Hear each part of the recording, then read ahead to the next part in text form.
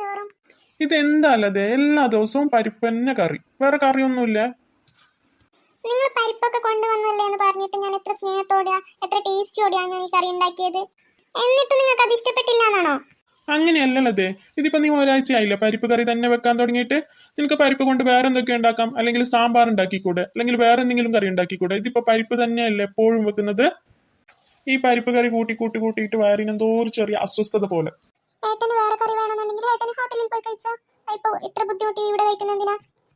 ഓ അങ്ങനെയൊന്നുമില്ലല്ലോ, ഇത് നല്ല ടേസ്റ്റ് ഉണ്ട് കറി. എടി ലച്ചുമോളെ, പാറു എന്താ ഭക്ഷണം കഴിക്കാൻ വരാത്തത്? അവൾക്ക് വിശപ്പൊന്നുമില്ലേ? അമ്മേ, അവൾ ഉറങ്ങിയത് എണീറ്റിട്ടില്ല. ഈ നട്ടുച്ച നേരത്താണോ അവളുടെ ഉറക്കം?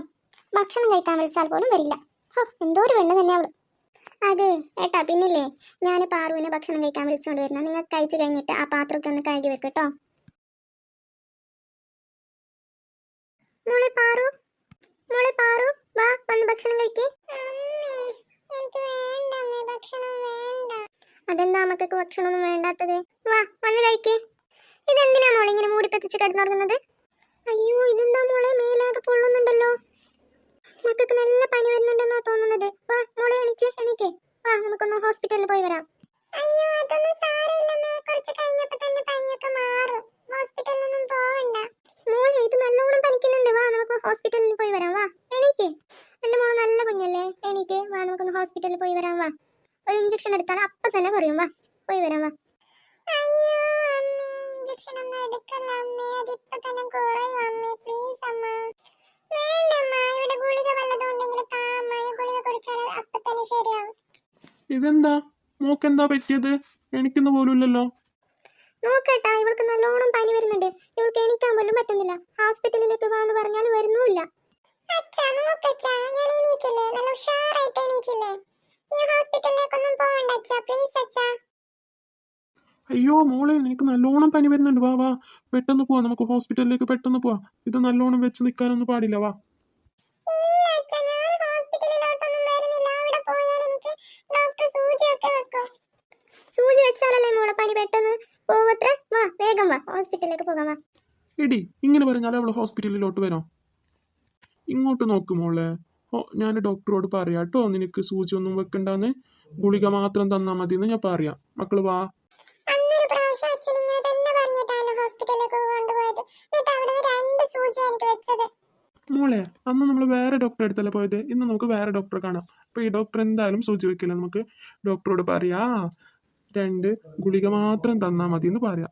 കേട്ടല്ലോ മക്കളെ, മക്കൾ പെട്ടെന്ന് വന്നേ. നിങ്ങൾ തന്നെ പോയിട്ട് ഡോക്ടറെ അടുക്കൽ നിന്ന് 2 ഗുളിക വാങ്ങിച്ചോണ്ട് വാച്ചാ. ഞാൻ വരുന്നില്ല. ഞാൻ വന്നാൽ എന്തായാലും സൂചി വെക്കും. ഇല്ല മോളെ, അച്ഛനല്ലേ പറയുന്നത്. നമ്മള് പെട്ടെന്ന് റെഡി ആയിട്ട് വന്നേ. ഡോക്ടറോട് ഞാൻ പറയാം കേട്ടോ. അച്ഛന് കാറിലുണ്ട്, മക്കള് പെട്ടെന്ന് വന്നേ.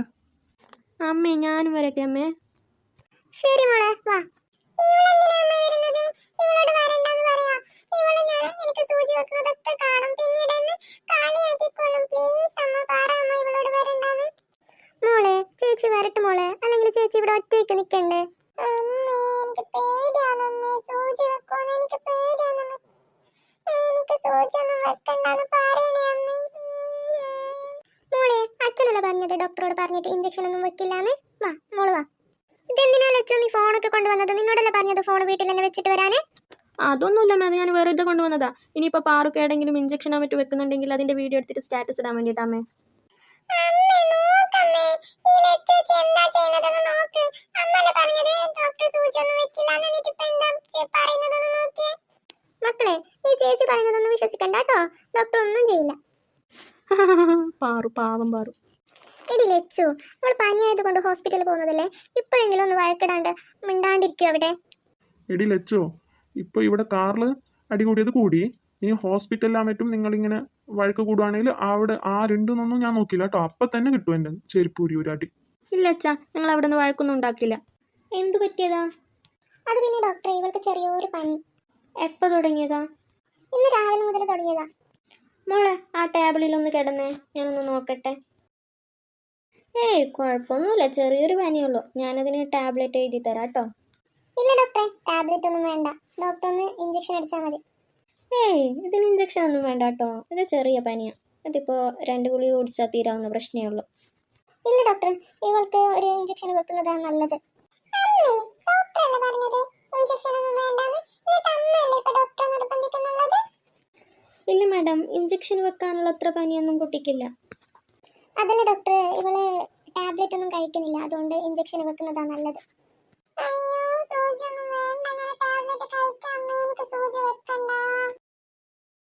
മക്കളെ, മുഖം അങ്ങനെ തിരിച്ചിരിക്കട്ടോ. ഡോക്ടർ വേദനയില്ലാത്ത സൂചിയാ വെക്കുന്നത്.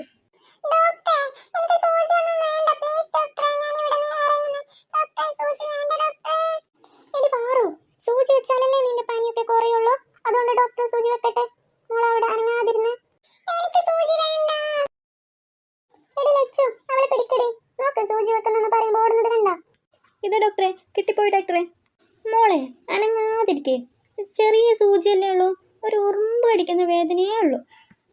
പതുക്കെ പതുക്കെ. ഇതാ വെച്ച് കഴിഞ്ഞില്ലേ? ഇതാ മക്കളെ, കഴിഞ്ഞു, സൂചി വെച്ച് കഴിഞ്ഞു. താങ്ക് യു ഡോക്ടറെ.